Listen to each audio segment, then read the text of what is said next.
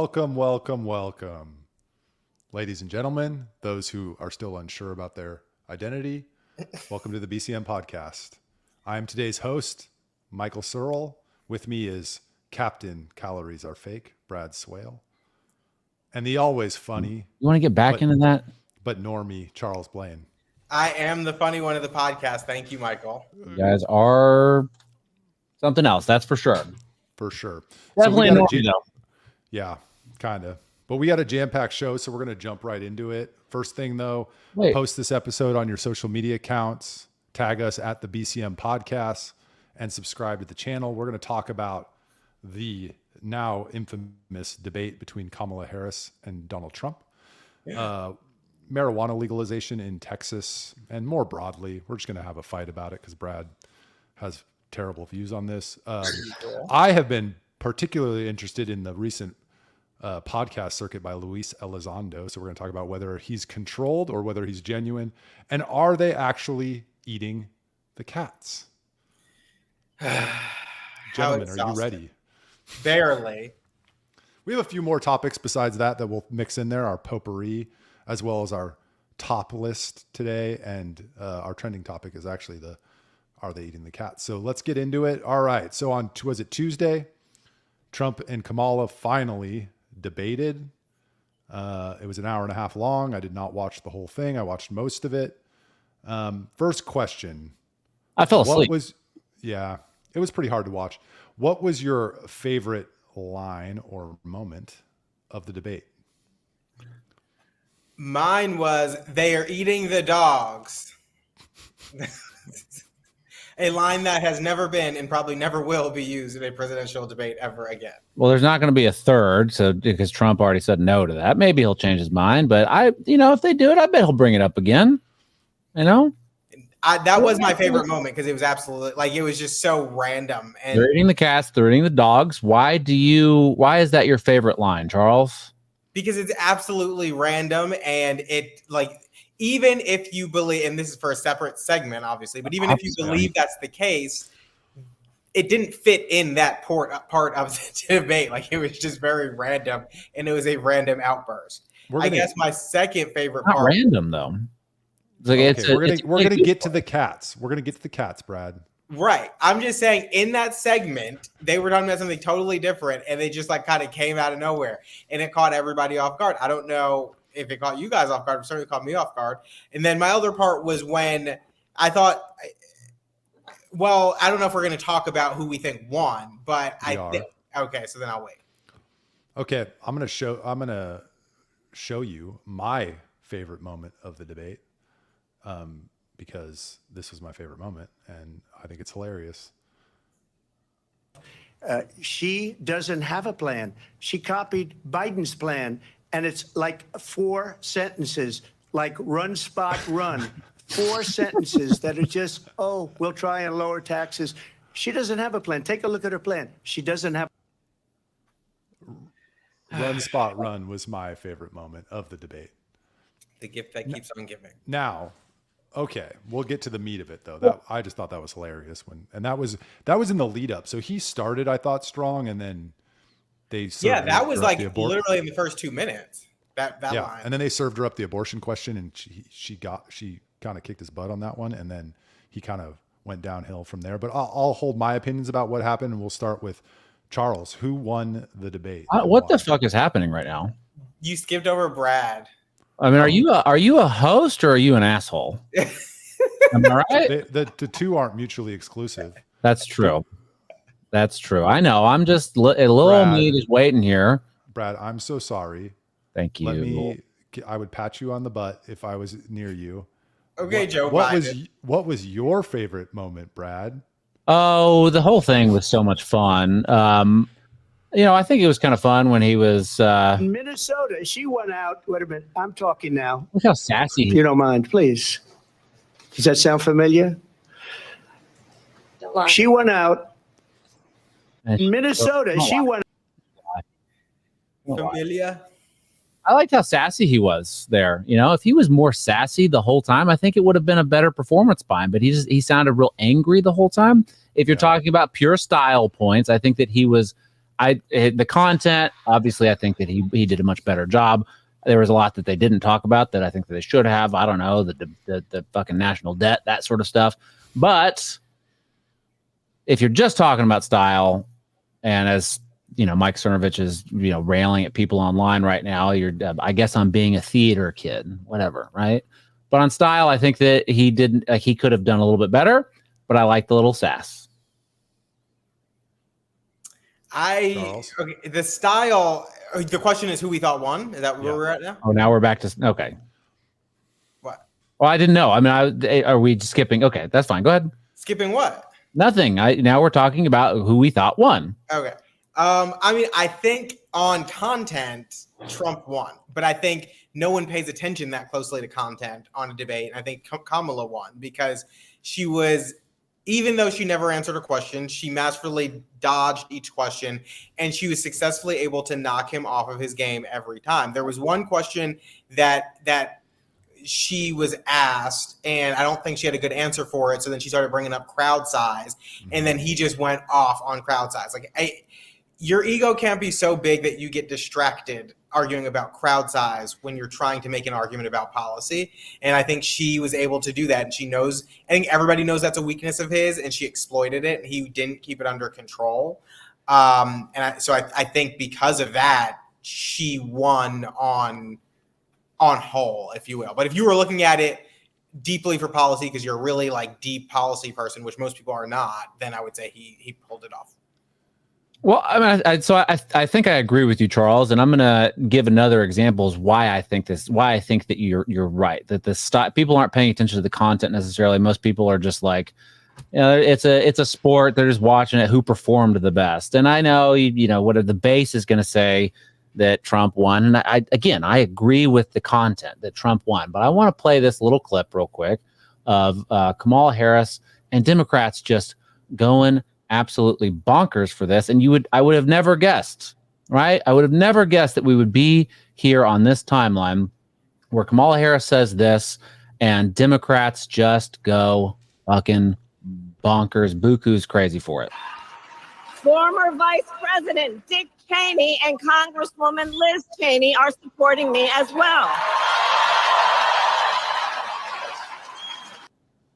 Keep them. Or Democrats are cheering loudly that Dick Cheney, former warmonger, torture supporter, all sorts of evil things. Current. I know that, but I guess they think he's, turned a new leaf, found Jesus or something. They're cheering for it wildly. And I don't know if Democrats will cheer for a Dick Cheney endorsement. It kind of seems like they'd be happy to just sort of smile at the back of the line as everyone is lined up against the wall.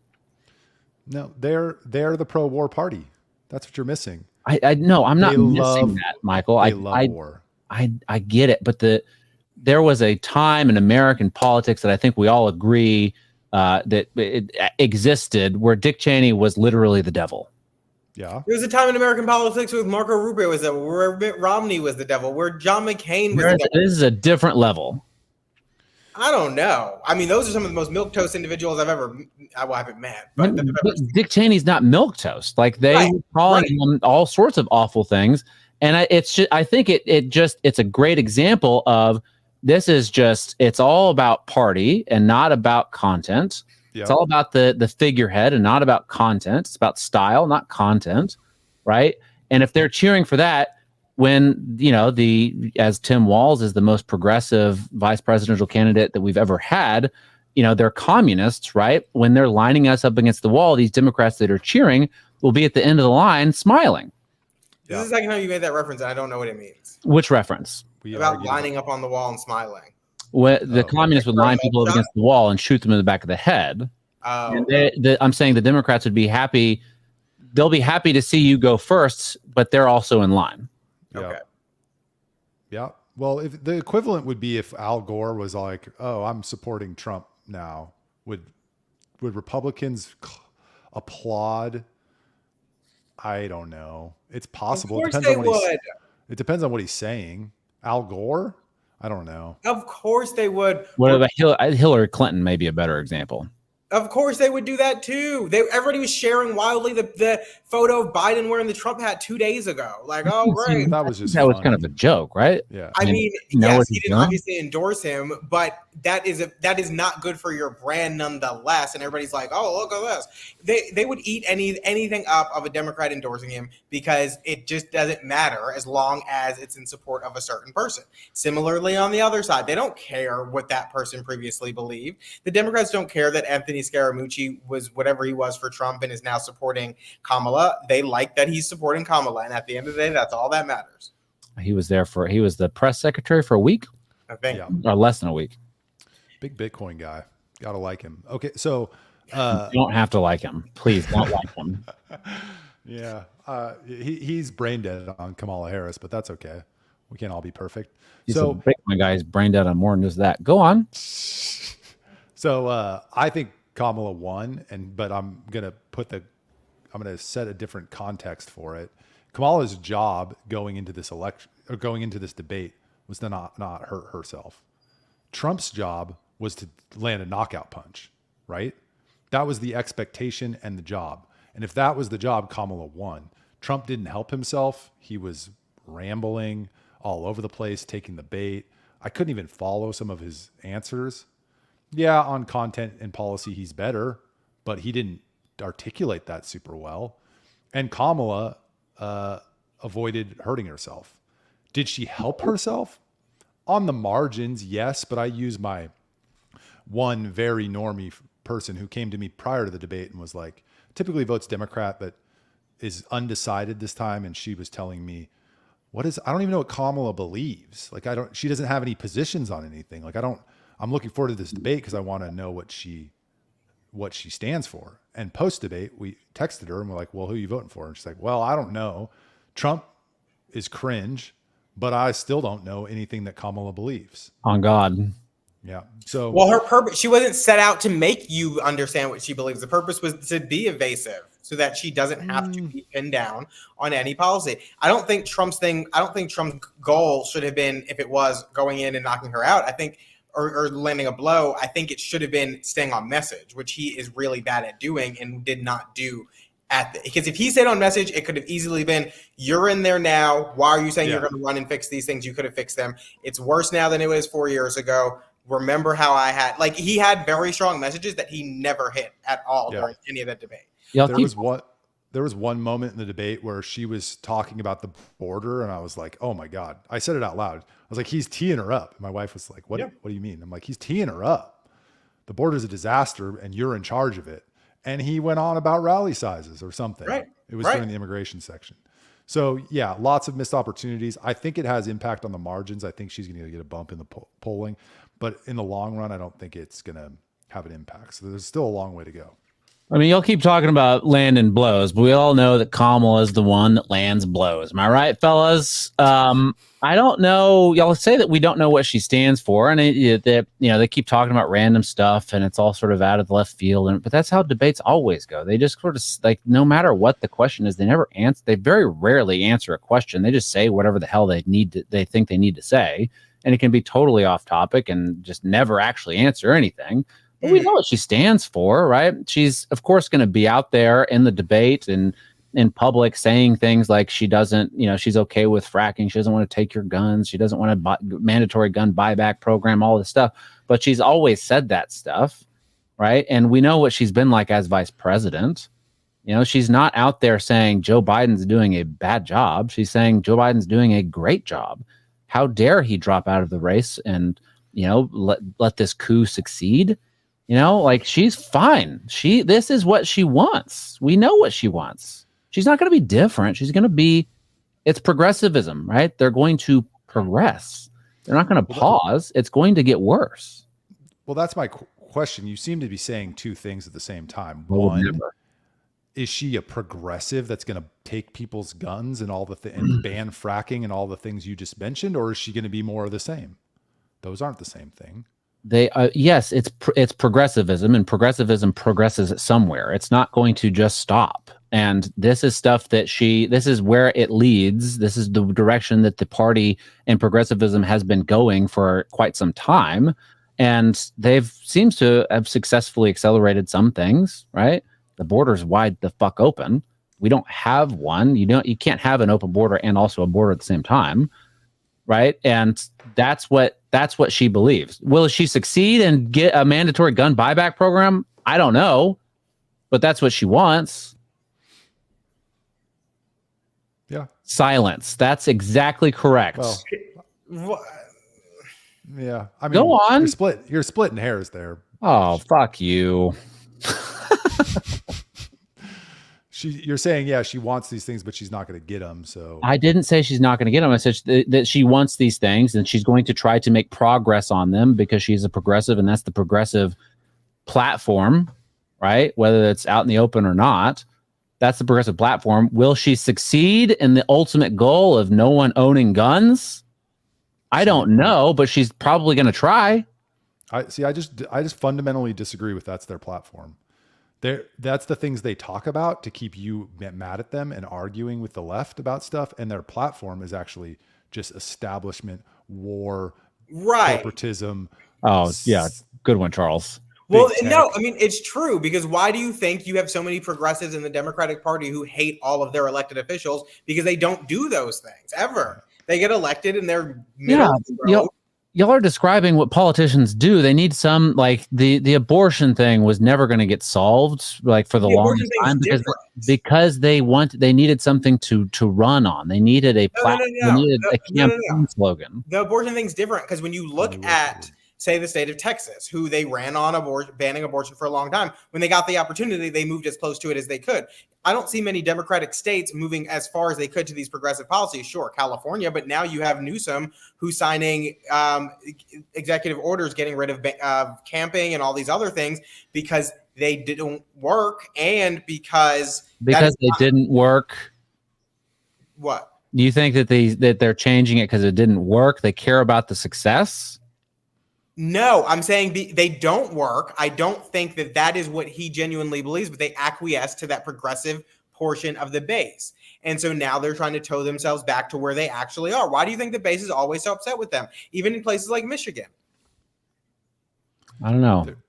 Are they upset with them? They're shifting their politics based on the circumstances that they think will help them get elected and keep power. But their objective in power is not to advance progressive policies. It's to maintain the status quo with a little progression. I agree. I mean, it's not the status, like what's happening today is not what was happening in the 90s or the 80s. Like there's progress happening all the time, and it may not be at the pace that is, you're going to get whiplash from, but it's happening. It's not the status quo. Again, silence. Thank you so much. Because we all said, we argued it, and I don't have anything else to fight back with because you don't. Exactly, because I won. Go ahead. Will there be another debate? Yes, no. Probably not. Charles? No. Trump seems to be, he said no, and he seems to be he likes to stick to his guns when he says no to debate. I'm going to be contrarian and say yes. Oh, wow. Why? Because you both said no. Oh, fuck you. I think we're going to have the vice presidential debate, and then I think that'll be it. Man. So is I don't even know when the vice presidential debate is. I don't either. So is then Kamala going to go out and do interviews, or is she going to stay in the basement? Well, she said that there was a story going around that her campaign is, going into high gear or whatever, and going to do more interviews, more rallies. Walls is out there, doing rallies. Like all the surrogates are going to be out there doing the circuits, right? So, I mean, I think she will, but maybe not. Yeah. Well, speaking of progress, here in Texas, we have this woman. Her name is Sally Duvall. She's running against Carrie Isaac in the state house. So this is my district. And she just released a pretty interesting ad. If you haven't seen it, I'm going to show it. She's smoking weed the whole time. And then at the end, she rips out her very tiny bong and rips that. So the only thing she keeps in her bedside table. So I'm just going to show that real quick so people know what we're talking about. Here is Sally Duvall. And I'm running for the Texas House of Representatives. You might already know what's in this, but do you know who has no idea and no way to test it? law enforcement. They arrest people every day for marijuana possession, but they don't have the funding to test if it's illegal marijuana or a federally legal hemp product. Our laws are confusing and unclear. While marijuana remains illegal for most Texans, hemp products that can get you high, like Delta 8, Delta 9, and THCA, are being sold at more than 7,000 retailers statewide. Our Lieutenant Governor, he wants to both regulate and ban these products. Now, it doesn't take a genius to figure out that you can't do both of these things. Fortunately, we don't have to choose between safety and legalization. I believe it's high time for change in Texas. So in response to this ad here, Kerry Cheshire, who's I don't know, what would we call him? He's a conservative in Texas grassroots. He describes himself as a bloodthirsty right-wing booster, responded to this ad saying, quote, "Sally Duvall does not belong in the Texas House. And if she's smoking and promoting marijuana, she belongs in prison. Glad to support Republican Kerry Isaac, who is against marijuana." Pretty serious thing. So my question is not just about Texas, but more broadly, should people be running on this? Should people be supporting people who run on this, or should it remain illegal to smoke weed in Texas and more broadly? Well, I think you're asking two separate questions. He did, definitely. I mean, he asked some several questions for sure. So the question is, should people support people who run on this platform, and should weed remain illegal in Texas? Well, he's also talking more broadly, right? Yeah. Well, Joe Biden said he was going to declassify marijuana. So this is something that comes up pretty much every election cycle where they talk about it, and then conservatives start screaming bloody murder.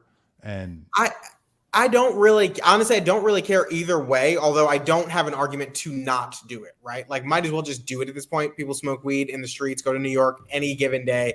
The problem I do have when you do go to New York now that it's legal is you do smell it everywhere. And like, it is what it is, but it's like smelling like cigarettes in the 90s when they used to be able to smoke everywhere. It's just everywhere all the time. But do I have a moral issue with making it legal? No, I think it's stupid. Might as well make it legal at this point, but I don't feel that strongly about it one way or the other. And it's good that candidates are pushing the needle on things that they believe in. Go run on it. Great. I don't think that's a reason to vote for her. I also don't think it's a reason not to vote for her. I think there are plenty more reasons to vote for Kerry Isaac, separate and apart from the weed issue. And I don't know where Kerry Isaac is on the weed issue. She might be in favor of legalization too. I have no idea.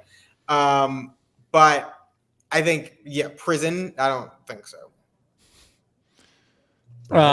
So my take on this, in principle, I have nothing wrong with legalizing marijuana. On principle, of course. In practice, I think that there's a lot wrong with it, right? Because we have a safety nets and all sorts of stuff where people can make awful decisions, and the rest of us pick up the tab, right? And so if we didn't have that system, if people were just left to make their own decisions and then suffer the consequences of their decisions, then that would be fine. I don't particularly like marijuana. I don't have a lot of pothead friends. I have friends that certainly smoke it from time to time or take a gummy or whatever. And that's fine, but they also maintain a normal life where they are responsible for themselves. And I think that stuff like this, we're just going to give it's going to lead to more social disorder, I think, so long as there's that security net, that safety net that the government's going to be there to pick up the pieces. I think there's also the problem of people don't know what the fuck they're doing with marijuana. And it's not the same marijuana that used to be, whatever, they say this a lot. It's not your grandpa's weed, right? Pick up what pieces from smoking weed? Like, what's going to happen? Oh, you don't think that weed, makes people, there's no side effects? There's nothing negative about it? I'm asking you. You said pick up the pieces, so I'm asking you what pieces. In my head, as you're saying this, I'm envisioning that commercial that they used to have. This is your brain on weed, where the girl melts into the couch. Right? What do you think happened? I'm curious. What you mean by pick up the pieces? Well, there is certainly negative mental side effects to it. And it's not everyone experiences them, but some people do, and that's recorded. That's not up for debate. That happens. Now, how much and what the severity is going to be from person to person, of course. But it's also, I don't know how many people we probably all know people that got into weed at a certain age and just sort of lost their motivation, their drive to do things. Not everyone is like that. Some people do fine with it, right? But it's going to affect people differently, right? I can almost guarantee that if I was some sort of pothead, I probably wouldn't be doing the things that I'm doing today. I probably wouldn't be quite as productive, right? And if I am not quite as productive, then maybe I start to lean on the state a little bit more. I have no moral qualms with people smoking weed. I have moral qualms with the nanny state and people taking care of people that make bad decisions constantly over and over. Then why aren't you advocating to get rid of the nanny state, one? And why aren't you advocating? Michael, I advocate that all the time. Then like, you know me, and I'm not, you know my politics, and you know that I would be ecstatic if that happened. If the state dramatically shrunk 100%. Okay, then let me ask a different question. Why aren't you advocating for alcohol to be illegal? I trust me, I wouldn't have a big issue with it. It's not something I would lose a lot of sleep over at night. But of course, societies are different, and everyone has their vices and stuff like that. I don't think that any of this is a good idea when we have this big nanny state. Alcohol destroys lives, right? I would love it if the nanny state decreased in size so that people who just get smashed on alcohol would have to rely on their friends and family and community to voluntarily lift them up, as opposed to, what happens now. Okay, so I think a better question than asking where we stand on the issue is, if it were on the ballot in Texas tomorrow, how would you vote? Ooh. To legalize? I'd vote yes. I'd vote yes too. Oh God, I don't know. I would have to think about that a little bit. Because you're wavering on this issue. Well, seems to be that you're competing. Hold on. You're wavering on this issue seems to be that have principles that are competing with the logic or the lack of logic that you're throwing out there. It's not lack of logic. You've done nothing to counter what I just said. Come on, Michael. I just said, why aren't you advocating that alcohol is illegal? Based on your logic. I'm not advocating for anything to be illegal. I'm saying that I don't want marijuana. I wouldn't be super happy. I'm not going to be gung ho. I'm not going to support someone because they say they want to legalize marijuana. I'm looking at the bigger picture and thinking, yeah, okay. I mean, on principle, moral grounds, I don't really care if Charles is going to get high before the show. Charles, I didn't say that you are. I know. You're protesting a little bit too much. That's too much. I'm saying that I'm not going to support people just because of that, right? And yes, there's an internal struggle that I whatever. I don't like spend a bunch of time thinking about this. Like, I don't lose sleep over it. But there's an internal struggle. Yeah, I think that people should be able to generally do whatever the hell they want to do, so long as there's no externalities that are forced upon other people. But that's the society we live in. There's always going to be some sort of externality no matter what you do. If I spend too much time on the computer, if I'm spending 15 hours on the computer a day, something's going to... Let's compare it then. Let's compare 15 hours on the computer a day to heavy marijuana use. Sure, let's do it. Why does it have to be heavy? We're not talking about any marijuana. Let's compare it. I mean, because 15 hours on the computer is a heavy computer use. So let's compare it to heavy marijuana use. If y'all want to compare it, let's compare it. I'm happy to have that conversation. You know how Trump rambled because he didn't know what the frick he was saying? Mm-hmm. Second. You know what the frick he was saying? Second. Sorry, Brad. I don't mean to hurt your feelings. Second. Part of the nanny state is trying to protect people from making bad decisions with stupid laws. That is part of the nanny state. So you're saying, I don't want a nanny state. I'm going to support a nanny state law because of the nanny state. It just doesn't make any sense. Here's the thing. We have freedom and liberty in this country to do whatever the fuck we want to do. That is the more important principle here. The more important principle is I'm a grown man. The state shouldn't be telling me I can't do something because of the potential negative consequences it would have for me. And that's not even considering the fact that the negative consequences of weed are so significantly less than things that are legal. It only makes sense for weed to be legalized. Not because I'm a big smoker, because I'm not. I can't even remember the last time I smoked weed. It's been years. But just on the principle alone that people who have freedom and liberty and the right to decide for ourselves, to make decisions that are good for us, but also to make decisions that are bad for us. And the existence of welfare programs is not a justification to not give me the freedom to make choices in my life. I don't have the freedom and liberty to not support your bad decisions. I would trust you personally, Michael Searle, to smoke weed as much as you want, because I trust you as a person. I know you as a person, right? And I think that if you were some pothead, you were probably one of the ones like, the Joe Rogans of the world or the Snoop Dogs of the world, right? That you might, I don't know, whatever, I don't know. But I would think that would be my first guess, that you would still be a productive human being and that you would still take care of your family and you wouldn't get into all that stuff, right? So you talk about all this freedom and liberty. Where's the freedom and liberty? I don't have a choice to not pay my taxes to support support programs that I think are immoral. So is your fear that someone's going to smoke weed and end up on welfare and then you have to pay for it? I mean, that certainly is a possibility. Or if they have some sort of psychotic break and they, all sorts of things. Again, this is not a hill that I'm just going to go die on, right? Y'all are coming at me real hard because you're a couple of potheads. I'm not coming at you at all. I've been quiet most of this. I've been letting Michael fight this battle. Yeah, because I don't feel strongly about it. Because you're high right now. But you don't abridge other people's liberty because yours is being violated.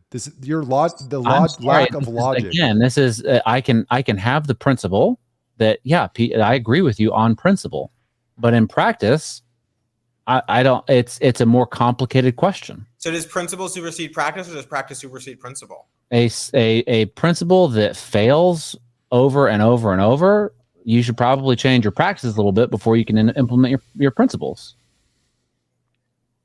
So if we're on the ballot today, quote unquote, stand on principle all the time, and they fucking lose all the time.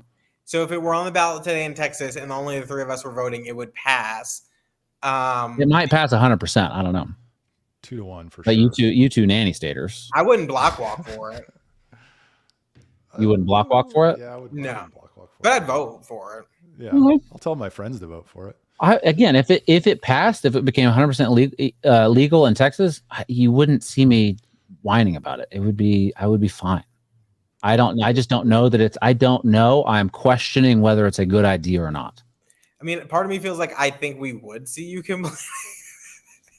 Yeah, because we wouldn't be able to have this podcast anymore because you two potheads would always be high.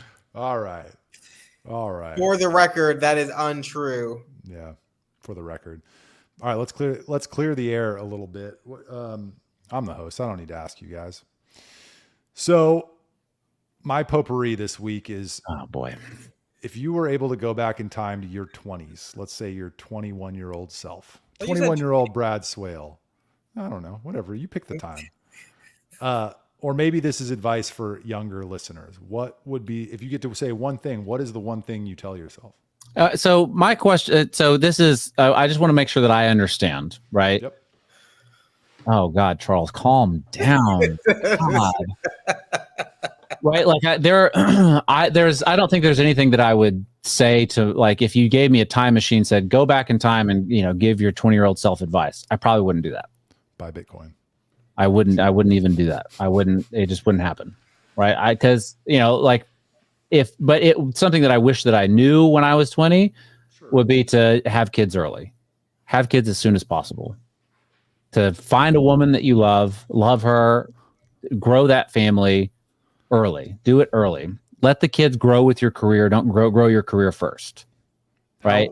How old were you when you had kids? I had my first kid, I think I was 29. Okay. Which is relatively early by today's standards. Wow. Probably on the lower end of the average.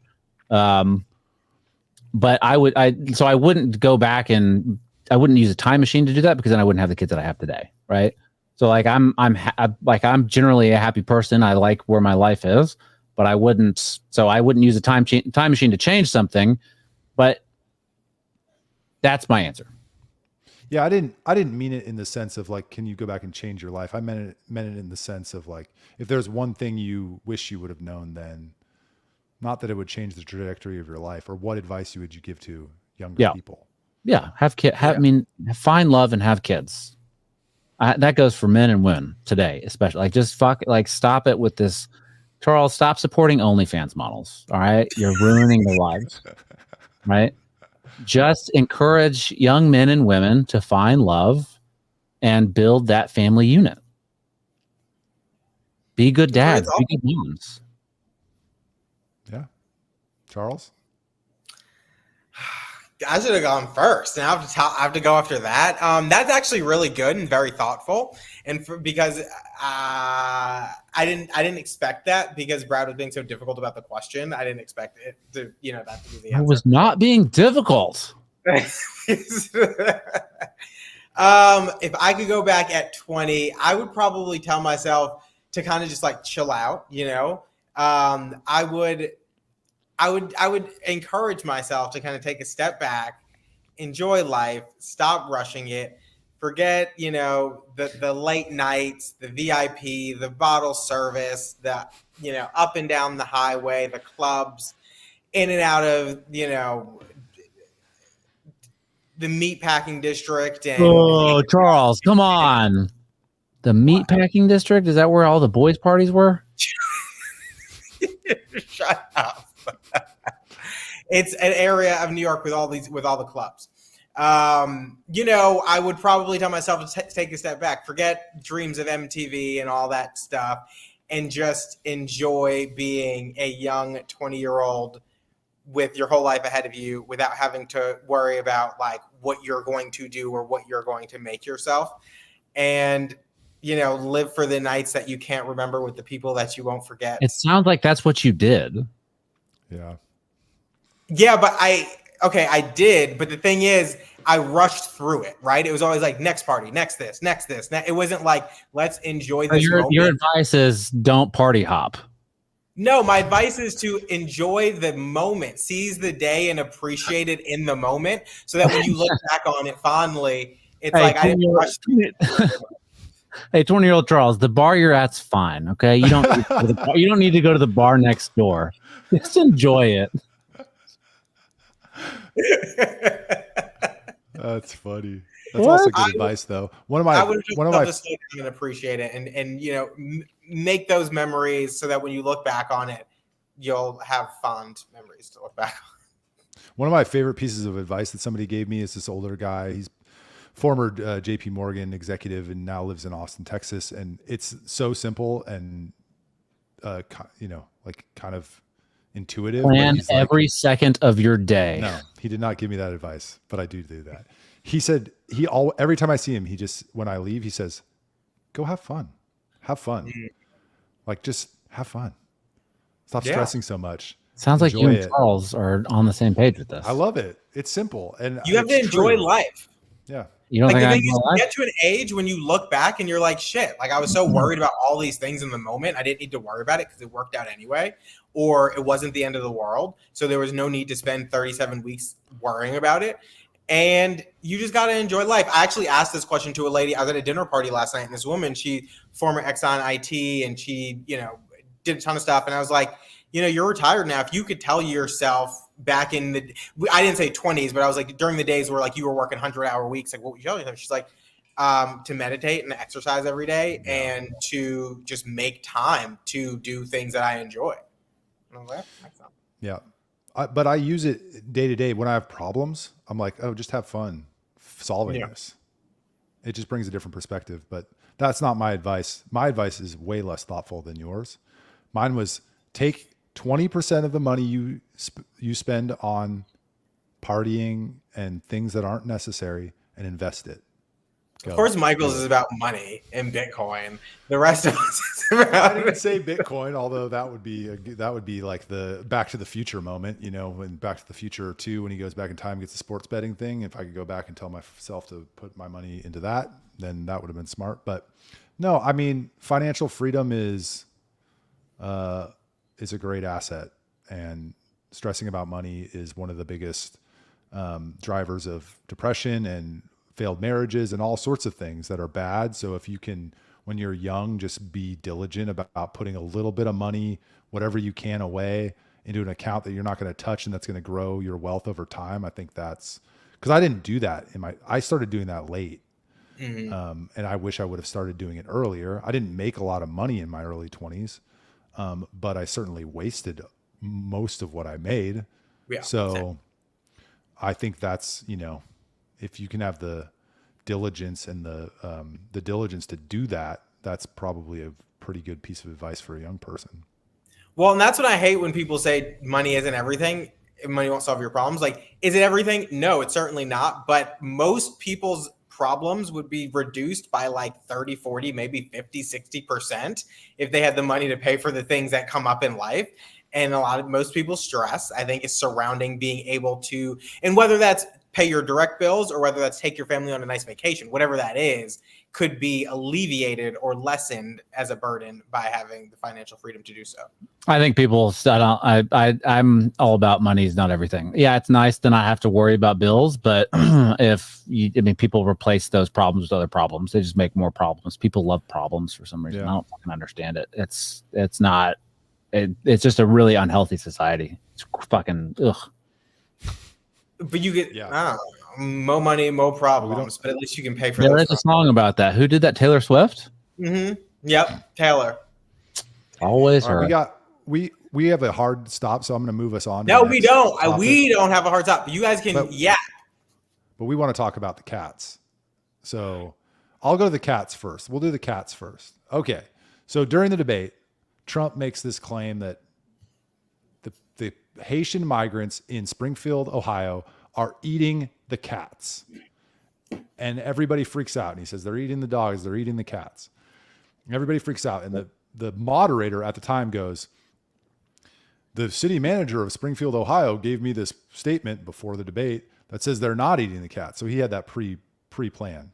They're not eating the cats. There's no evidence of that. The police chief came out yesterday or the day before, said the same thing. James Lindsay, or was it James Lindsay? No, Christopher Rufo took to Twitter and he offered a $5,000 reward for anybody that could prove that the cats were being eaten in Springfield, Ohio. And it was funny because a lot of people are like, I'll eat a cat for $5,000. But so he changed the bet to it had to be before the debate. So you can't just go eat a cat. And then Marianne Williamson puts this crazy tweet up.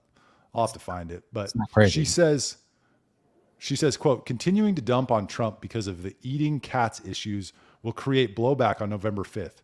Haitian voodoo is in fact real, and to dismiss the story out of hand rather than listen to the citizens of Springfield, Ohio, confirms in the minds of many voters the stereotype of Democrats as smug elite jerks who think they're too smart to listen to anyone outside their own silo. So the cats are going viral. Are they eating the cats, Brad Swail?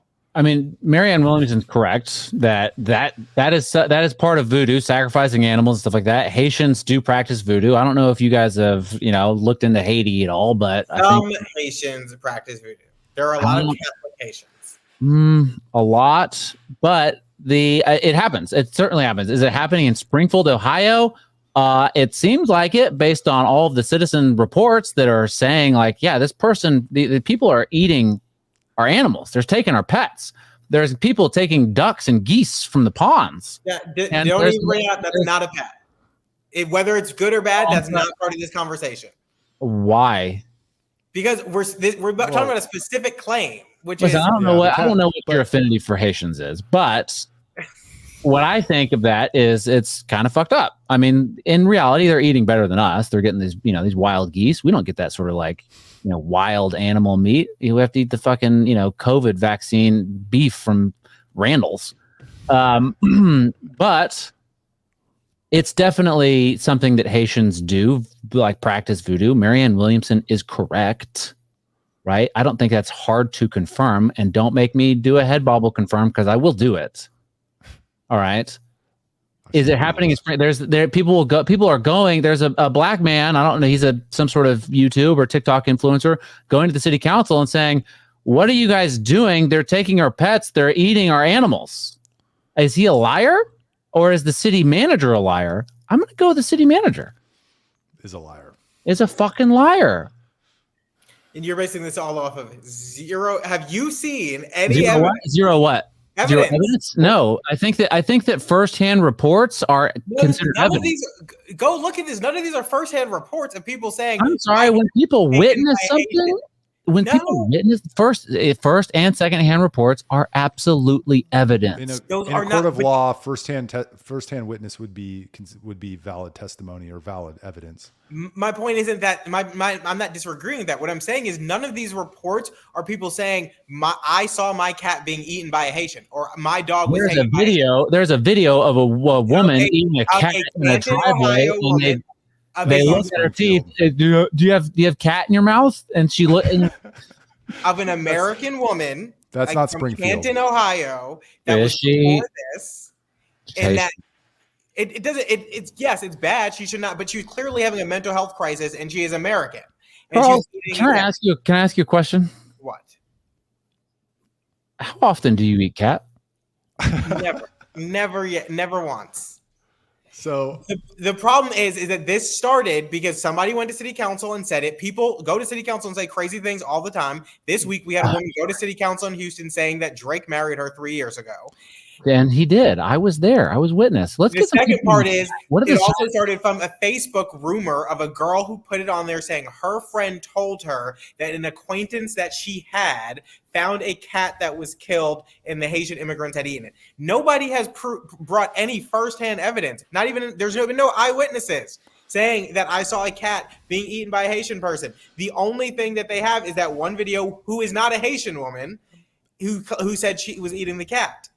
And then they took it and ran with it. And it is borderline racist because yes, it is because this is not a new thing. People have often accused Haitians of eating crazy things. Now, do some people in Haiti practice voodoo? Yes. Just like a lot of people in the Bronx and Brooklyn practice Santeria and kill chickens in their closets. And I don't practice Santeria.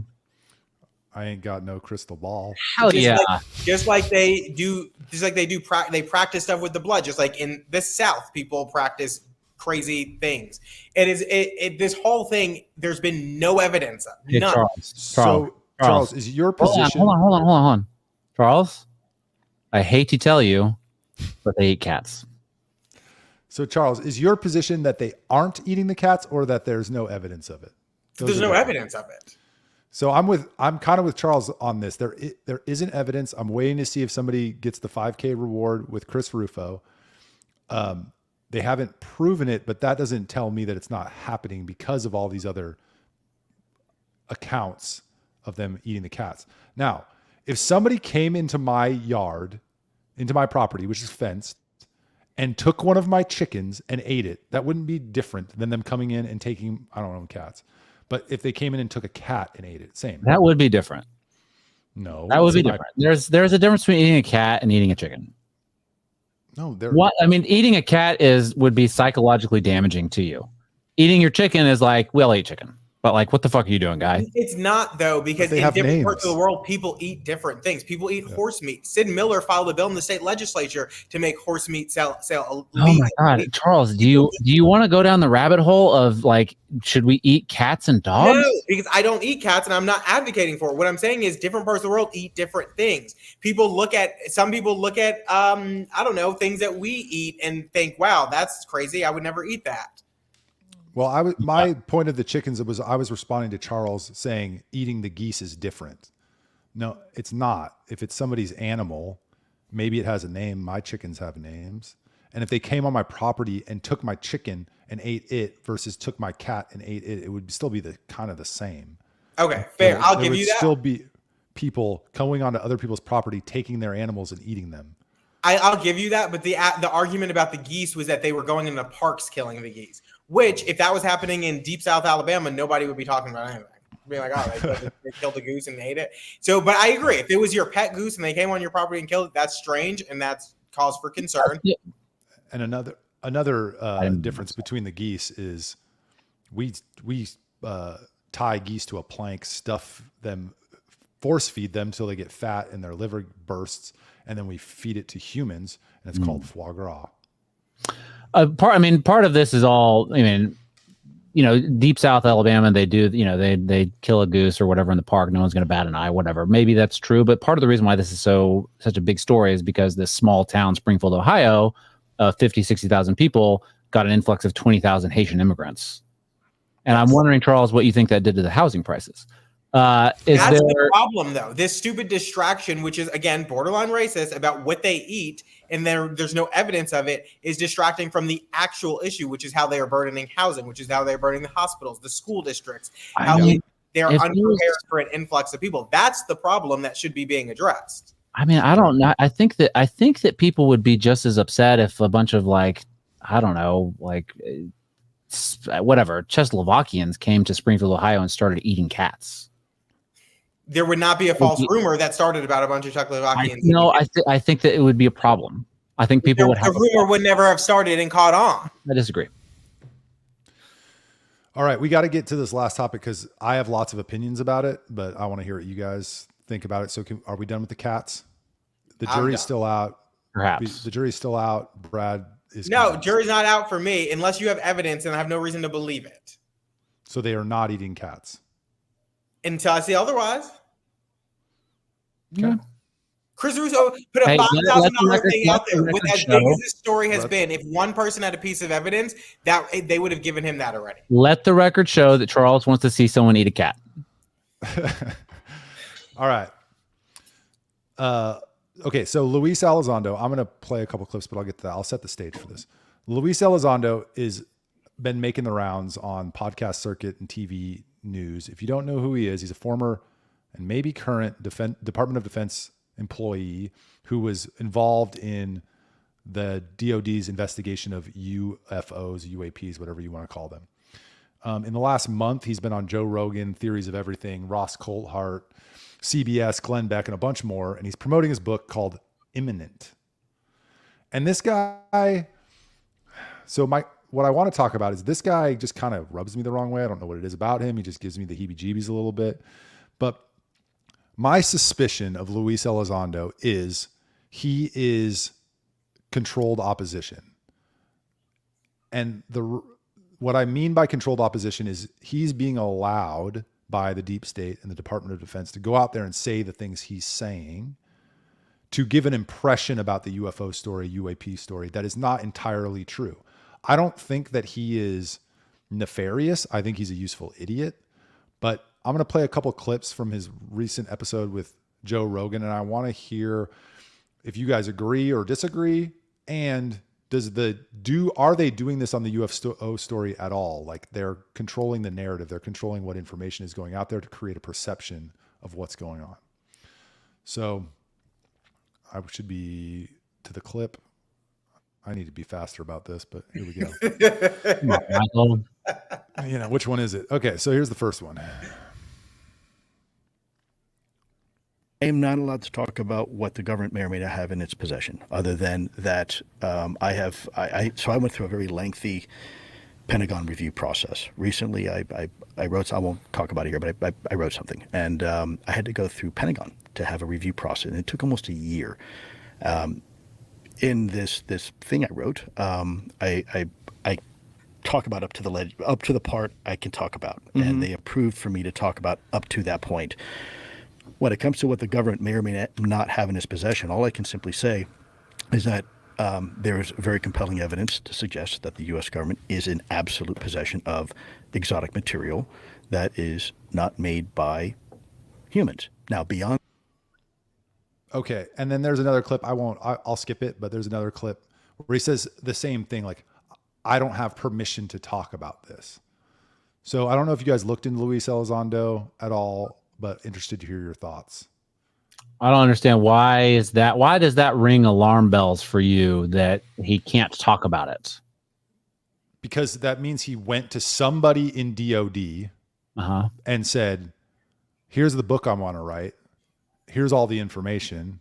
What can I put in the book and what can't I? And they're saying, well, you can talk about this. You can't talk about this. You can talk about this. You can't talk about this. So, I mean, is it possible then that that conversation was a little bit more in depth? Like, here are the things that I want to write about. Can you tell me if any of these I can't write about? Yeah, that's in which case it would be like, these are the things that maybe he knows about, right? Maybe he knows about this exotic material and exactly who made it. Maybe it's the Martians. I don't know, right? But he can't, like, he knows that it's true. Like, he's seen it, he's experienced it, whatever the case may be. And he goes and talks to these people because he doesn't want to lose his security clearance, or he doesn't want to get killed, right? So he goes and talks to them and they say, you can't write about that part.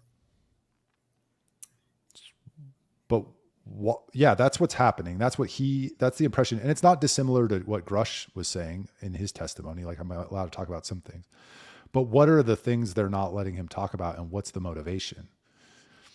The motivation is they want to keep it secret. His motivation is probably he wants to stay alive. I mean, he's no different than Tucker. When Tucker was talking about stuff, he was like, "Oh, there's stuff I can't say." When he was talking about aliens like 2-3 months ago, so he might be controlled opposition too. Actually, I'm inclined to believe that Tucker is controlled opposition. Oh fuck! You're about to fight. No, but I mean, seriously, he did say that during that time. He's like, there are things I can't say, or things that have been told to me that I can't repeat, or however he framed it. I think this guy probably just wants to stay alive. Like, I don't think, for some reason, I don't feel that the conversation was like, you can say this and you can't say this. It was like, you can say whatever you want. If you say this, we're going to kill you. And just to be clear, Michael, I agree with you that there are controlled opposition out there. And they, disseminate false information or true information with false information to sort of muddy the waters. I believe that stuff happens. I just don't know if this guy is it. Is it? I don't know. If you told me he was, I'm inclined to believe you. I'm just curious why you think it.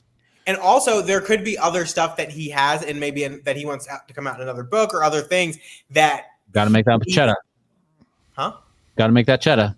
Well, no. I was going to say that he needs to retain security clearance to be able to access to then write about. And if he writes about this stuff, he won't then have security clearance. So maybe there's more coming. And in order for him to get that more, he can't talk about this. So that's possible. So he's a shadowy figure until the 2017 New York Times report. And he was involved in revealing that story in the New York Times about the Tic Tac UFO. And if you look at his history, it's all deep state stuff. He's military, he's DOD, he's ATIP, and he comes out and he has access. Oh yeah, he's ATIP.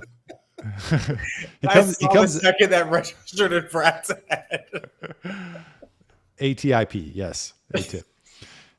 He comes out and he randomly has access to the New York Times. He's on 60 Minutes. He's on all these captured media shows, which that's a red flag for me. And he was involved with Bigelow Aerospace and what they were doing at Skinwalker Ranch. And I don't know. I think, and then what he reveals is always, I'm leading to it. There's a crescendo here, but what he reveals is always extraterrestrial, and it's never maybe something that we've built.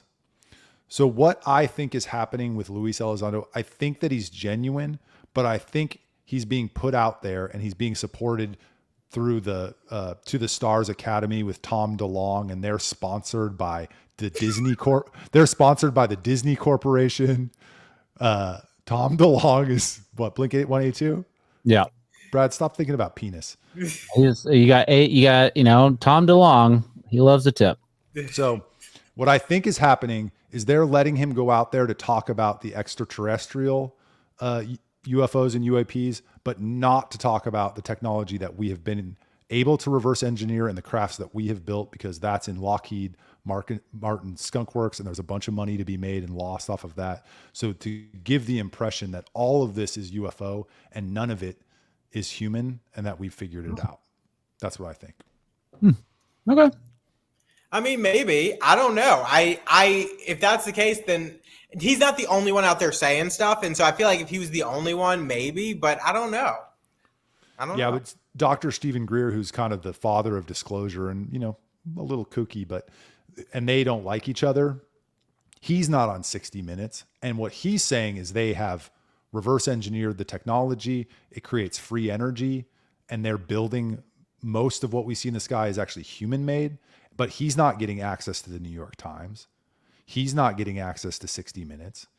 So there's a narrative that is being perpetuated here, I think, and that's to make us think that the only thing going on here is extraterrestrial, which it's happening, but there's also human, interterrestrial, and there's also free energy. There also potentially is free energy out there, or free energy devices that we've been. I mean, I would love that. My electricity bill has been high as hell. And if we could get, I mean, but that goes to a conversation we had on the show before, which is that if that is the kind of stuff that they kill to keep a secret because of how much money would be lost if we all of a sudden had free energy. Yeah, free energy would be tight. I'm all on board. Awesome. Well, that's an hour. Thanks for joining the show. Remember to share with your friends, like and subscribe, do all the things. We got to let Charles get to his event that he's all tied up for. We'll see you next week. See you guys.